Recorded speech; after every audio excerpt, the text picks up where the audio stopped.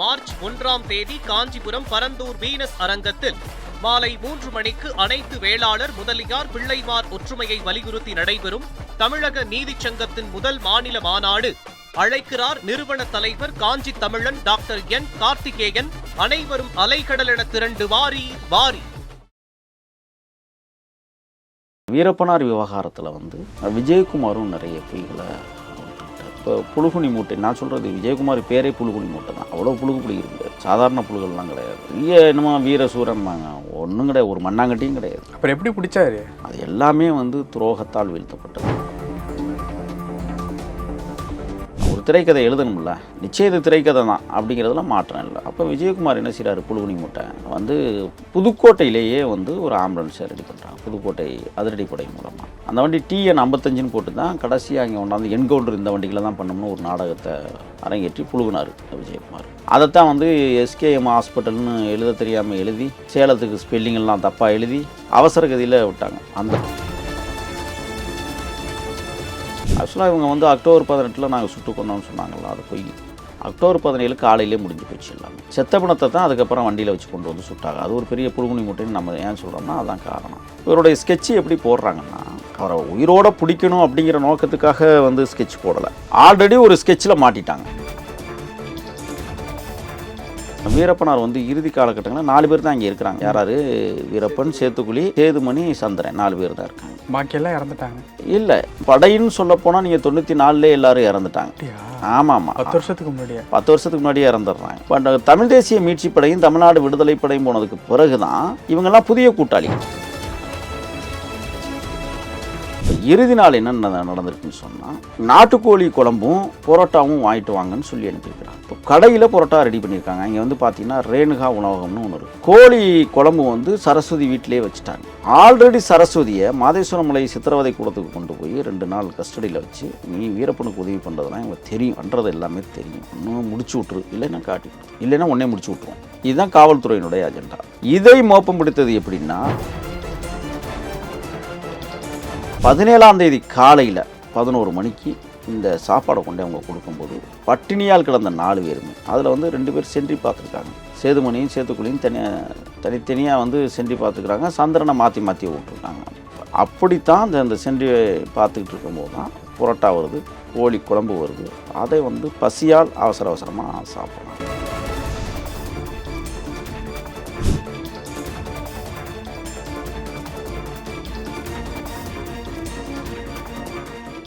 Real one நேயர்களுக்கு வணக்கம். இன்று நம்மளுடைய நேர்காணலுக்கு திரு முகிலன் அவர்கள் இணைஞ்சிருக்காங்க. சார் வணக்கம். வணக்கம் சார். இயக்குனர் RK செல்வமணி வீரப்பன் அவர்களை மீட் பண்ணியிருக்காங்களா?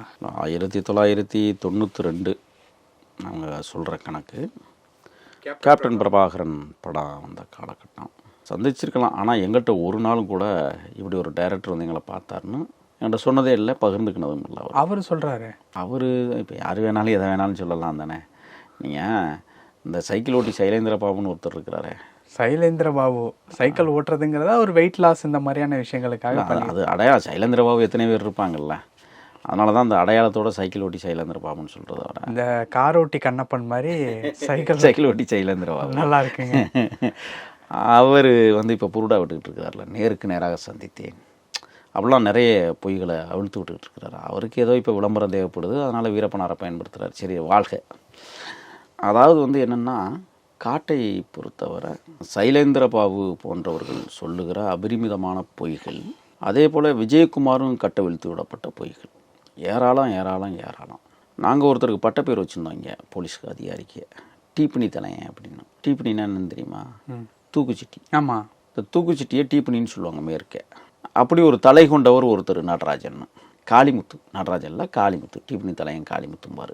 இவர் ஒரு தடவை வெள்ளித்திருப்பூர் காவல் நிலைய தாக்குதலுக்கு பிறகு என்னென்னா ரேடியோவில் அறிவிக்கிறாங்க, இன்னும் 30 நிமிடத்தில் வீரப்பனாரை சுட்டு வீழ்த்துவோம், மலையை சுற்றி கிட்டத்தட்ட 2000 அதிரடிப்படை வீரர்கள் குவிப்பு.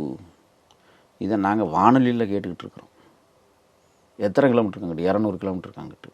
இவர் இங்கேருந்து என்ன சொல்கிறாரு, இன்னும் அரை மணி நேரத்தில் நாங்கள் சுற்றி வளைச்சிருவோம், கிட்ட நெருங்கிட்டோம், சமையல் செஞ்ச இடமெல்லாம் பார்த்துட்டோம், அங்கே மனித கழிவுகள் கடந்துச்சு அப்படிலாம் சொன்னார். நாங்கள் டிவியில் அது ரேடியோவில் கேட்டுக்கிட்டு இருந்தோம். இப்படி நிறைய காவல்துறை அதிகாரிகள் பொய் சொல்லி பழக்கப்பட்டவர்கள் தான் அதிகம். மாதிரி வீரப்பனார் விவகாரத்தில் வந்து விஜயகுமாரும் நிறைய பொய்களை அவிழ்த்து விட்டார். ஸ்கெட்சு அதான் அந்த ஸ்கெட்ச் என்னென்னா, இறுதி காலகட்டத்தை பற்றி நான் சொல்லணும்னு நினைக்கிறேன். 2004 அந்த அக்டோபர். மரியாதைக்குரிய என்னுடைய நண்பர் தான் தேவராஜ்னு ஒருத்தர். இந்த தேவராஜ் யாருன்னு சொன்னால், ஜிகே மணி இருக்கிறார்ல, பாமக இப்போ எம்எல்ஏ இருக்காரு. ஆமாம், அவருடைய ஊரை சார்ந்தவர், அவருக்கு நெருங்கிய உறவினர். அவர் தான் வந்து என்ன செய்கிறாருன்னா, கொம்பு சீவி அப்படின்னு ஒரு இடம் இருக்குது மாதேஸ்வரம் மலைக்கு மேற்கு புறத்துலேருந்து, மேற்கு புறம்னு கூட சொல்லிட முடியாது, தென்மேற்கு பகுதியில் அந்த கிராமம், மலை கிராமம் அது. நான் இங்கெல்லாம் போயிருக்கிறேன் நிறைய தடவை. ஒரு ஓடை போகும் அதில். அங்கெல்லாம் அந்த ஓடையெல்லாம் நான் தாண்டி இருக்கிறேன். அங்கே வந்து கிராமமே வந்து எப்படின்னா, கற்களால் கட்டப்பட்ட வீடுகள் நிறைய இருக்குது, ஓட்டு வீடுகளாக நிறையா இருக்குது. அங்கே ஒரு பொறியாளர் பணி செய்கிறதுக்காக, பொறியாளர்னால் சும்மா டெண்டர், கர்நாடக டெண்டர் வாங்கி இவர் அப்படி போக வர இருக்கும்போது வீரப்பனாருக்கு பழக்கமாகிடுறாரு. இப்போ விஜயகுமார் வந்து என்ன செய்கிறாருன்னா, ஜெயலலிதா அம்மா வந்து முதலாக விஜயகுமாரை வந்து முதலாக இல்லை, ஏற்கனவே 1992 பாலாறு குண்டுவெடிப்பு வழக்கு இதுலையும் வந்து இதே விஜயகுமாரை வந்து அங்கே போட்டினான். அப்போ அவர் தருமபுரி மாவட்ட எஸ்பியாக இருந்தார்.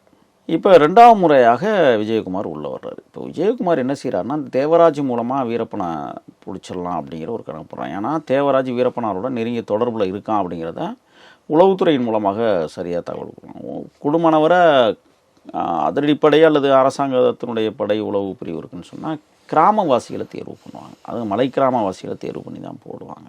இப்போ தேவராசு ஒரு நெருக்கமாக இருந்ததுக்கு பிறகு தான் இப்போ புழுகுனி மூட்டை, நான் சொல்கிறது விஜயகுமார் பேரே புழுகுனி மூட்டை தான். அவ்வளோ புழுகுப்புளி இருக்கிறார், சாதாரண புழுகள்லாம் கிடையாது. பெரிய என்னமோ வீரசூரம்பாங்க, ஒன்றும் கிடையாது, ஒரு மண்ணாங்கட்டியும் கிடையாது. அப்புறம் எப்படி பிடிச்சாரு? அது எல்லாமே வந்து துரோகத்தால் வீழ்த்தப்பட்டது. இப்போ இந்த தேவராஜ் மூலமாக என்ன செய்கிறாங்கன்னா, காய் நகர்த்தி பிடிக்கலாம் அப்படின்னு. அது அன்னை குளத்தூர் மணியை பயன்படுத்துகிறாங்க. குளத்தூர் மணியை காவல்துறை பயன்படுத்தலை, தேவராஜ் பயன்படுத்துகிறார். தேவராஜ் தான் அண்ணன் குளத்தூர் மணியை வந்து 2-3 தடவை சந்திக்க வச்சுருக்கிறார். அது எங்கன்னா அந்த பக்கம் செங்கப்பாடி காட்டுக்குள்ள எல்லாம் பக்கம்தான். நான் சொல்கிற இடம்லாம் பக்கம்தான். மாதேஸ்வரம் மலையுடைய இந்த கீழ் இறக்கம் வந்து நான் சொல்கிறது, மேல் இறக்கங்கிறது அந்த தேவராஜ் போயிட்டு வர்றது பண்ணுறது அந்த மாதிரி. இப்போ இதில் வந்து ஆம்புலன்ஸு தான் ரெடி பண்ணணும்னு இவங்க முடிவு பண்ணாங்க. ஒரு திரைக்கதை எழுதணும்ல, நிச்சயம் இது திரைக்கதை தான் அப்படிங்கிறதுலாம் மாற்றம் இல்லை. அப்போ விஜயகுமார் என்ன செய்கிறாரு, புழுகுனி மூட்டை வந்து புதுக்கோட்டையிலேயே வந்து ஒரு ஆம்புலன்ஸை ரெடி பண்ணுறாங்க, புதுக்கோட்டை அதிரடிப்படை மூலமாக.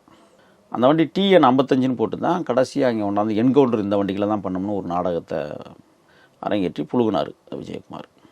அது வந்து பார்த்திங்கன்னா லெனாவிளக்கு பகுதியில், புதுக்கோட்டை மாவட்டம் லெனாவிளக்கு திருமயம் போகிற வழியில் வந்து அந்த வாகனங்கள் அங்கே சுற்றிக்கிட்டு தெரிஞ்சிருக்கு ரொம்ப நாளாக. யாரோ ஓட்டிக்கிட்டு தெரிஞ்சிருக்கோம். அதை விலைக்கு வாங்கிட்டு வந்துட்டாங்க, குறைந்த விலைக்கு வாங்கிட்டு வந்து அதைத்தான் வந்து SKM ஹாஸ்பிட்டல்னு எழுத தெரியாமல் எழுதி, சேலத்துக்கு ஸ்பெல்லிங்கெல்லாம் தப்பாக எழுதி அவசர கதியில் விட்டாங்க. அந்த ஆம்புலன்ஸ் வந்து மேட்டூர் பகுதியில் இருக்கிற பெரிய தண்டா, சின்ன தண்டா, நாயக்கன் தண்டா, கருங்கலூர், கோட்டையூர், அதுக்கப்புறம் பார்த்திங்கன்னா அங்கிட்டு நிறைய இடங்கள், மாதேஸ்வரம் மலை, ஒடுக்காப்பள்ளம், இந்த பகுதியில் நிறைய நாள் சுற்றிக்கிட்டே தெரிஞ்சிருக்குது ஒரு வாரமாக.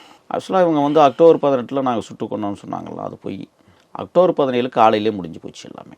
செத்த பிணத்தை தான் அதுக்கப்புறம் வண்டியில் வச்சு கொண்டு வந்து சுட்டாங்க. அது ஒரு பெரிய புழுகுனி மூட்டைன்னு நம்ம ஏன் சொல்கிறோம்னா அதான் காரணம். இவருடைய ஸ்கெட்சு எப்படி போடுறாங்கன்னா, அவரை உயிரோடு பிடிக்கணும் அப்படிங்கிற நோக்கத்துக்காக வந்து ஸ்கெட்ச் போடலை.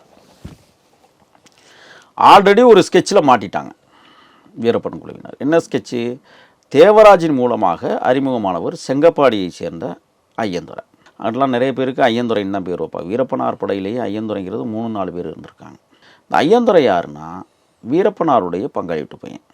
இந்த வீரப்பனாருடைய பங்காளி வீட்டு பையன் மூலமாக தான் தேவராஜை இணைச்சி வீரப்பனை சந்திச்சுட்டு இருக்காங்க. இந்த காலகட்டத்தில் மாத்துப்பட்டி கல்லாடை அப்படின்னு வந்து அவங்க அந்த பரம்பரை பேர். அது அதில் சரசு அப்படின்னு ஒரு பொம்பளை, சரஸ்வதி, அதுக்கிட்ட நெருங்கிய தொடர்பில் வீரப்பன் படை இருந்திருக்காங்க. என்ன காரணம்னா, அதுக்கு திருமணம் ஆகி கொஞ்சம் வயசுலேயே கணவனை இழந்தது, வீரப்பனுக்காக கணவனை இழந்தது. அது சொன்னால் பாலாறு குண்டு வெடிப்பில் அவங்க வீட்டுக்காரர் இறந்துட்டோம்னு கூட சொன்னாங்க. அப்போ அது விதவையாகிடுது. விதவையானதுக்கு பிறகு பிள்ளைங்களும் இல்லை. அதுக்கப்புறம் அந்த அம்மாவை தான் வந்து கர்நாடக உளவு பிரிவு கைக்குள்ளே கொண்டு வந்து வீரப்பனார் வந்து இறுதி காலகட்டங்களில் 4 பேர் தான் இங்கே இருக்கிறாங்க. யாராரு? வீரப்பன், சேத்துக்குழி, சேதுமணி, சந்திரன், 4 பேர் தான் இருக்காங்க. பாக்கியெல்லாம் இறந்துட்டாங்க. இல்லை, அதுக்கு படைன்னு சொல்லப்போனால் நீங்கள் 94 எல்லாரும் இறந்துட்டாங்க. அப்படியா?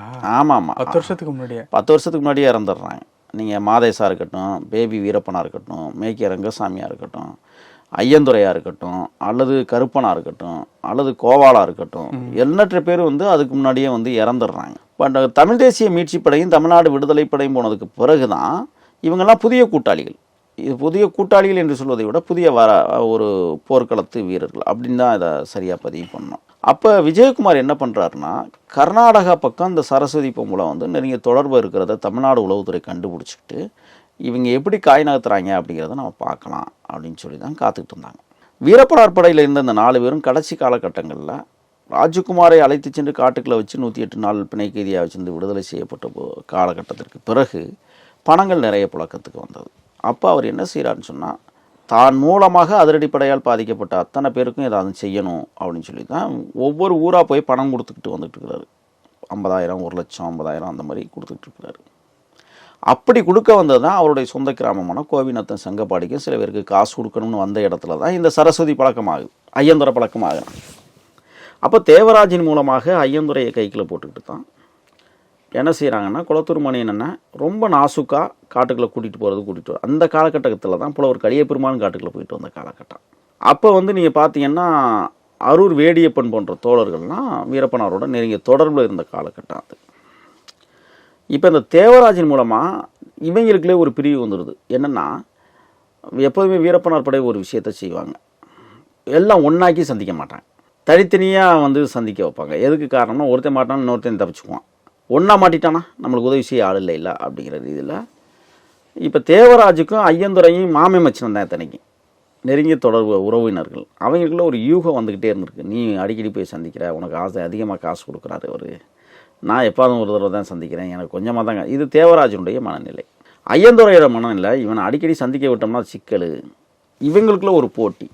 அந்த காலகட்டத்தில் தான் இந்த விஜயகுமார் புதுக்கோட்டையிலேருந்து எடுத்து வரப்பட்ட அந்த வாகனத்தை வந்து அது அந்த பகுதியில் சுற்றிக்கிட்டு தெரிஞ்சுக்க அந்த மக்களும் வந்து பார்த்துருக்குறாங்க.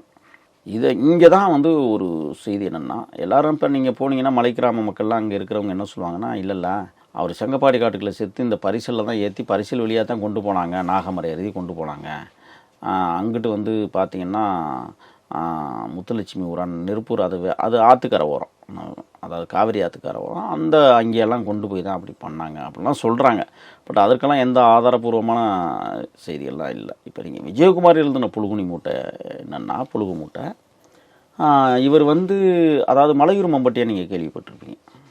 அவர் இறந்தது வந்து மலையூருங்கிற ஊர். மலையூருங்கிறது மலை மேலே இருக்கிற கிராமம். அங்கே தர்பூசணி சாப்பிட்டு தான் அவர் இறக்குறாரு. படங்களில் வந்து வேறு மாதிரி காட்டியிருப்பாங்க. ஏன் தர்பூசணி இல்லை, தர்பூசணி அவர் விரும்பி சாப்பிடக்கூடிய ஒரு பொருள். 2000 தர்பூசணி பழங்களுக்கு விஷ ஊசி போட்டிருக்காங்க. அதில் தான் வந்து மலையூர் மம்பட்டியான் வீழ்த்தப்பட்டார். இது உண்மையான சமயம். இது என்கிட்ட வீரப்பனார் கூட சொல்லியிருக்கிறார். அப்போ வந்து இந்த மலையூர் கிராமத்துக்கு அவர் எப்படி வர முடியும்? யார்? வீரப்பனார் அந்த பகுதிக்கு வரவே முடியாது, வந்தாலும் தங்க மாட்டார்.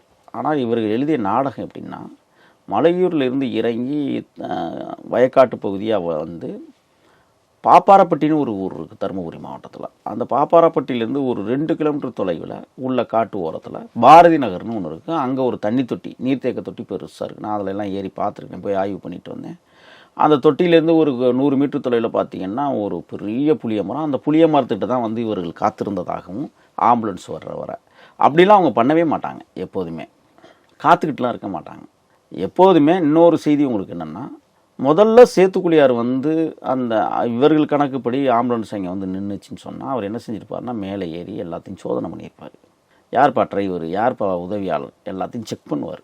சாதாரண ஆள் கிடையாது. நீங்கள் வீரப்பனாரை விட 100 மடங்கு நுணுக்கமானவர், பலம் வாய்ந்தவர். யார்? சேத்துக்குழி கோவிந்தன். அப்படி தான் அது நடந்திருக்கணும். ஆனால் இவங்க திட்டமிட்டு என்ன செய்கிறாங்கன்னா, இரவு 9 மணிக்கெல்லாம் வயக்காட்டை விட்டு வந்து அந்த புளிய மரத்துட்டு நின்று அதுக்கப்புறம் வண்டி வந்ததுக்கு பிறகு வந்து 4 பேர் ஒன்றா ஏறிக்கினாங்க. ஆனால் இதெல்லாம் வந்து நம்பவே முடியாது.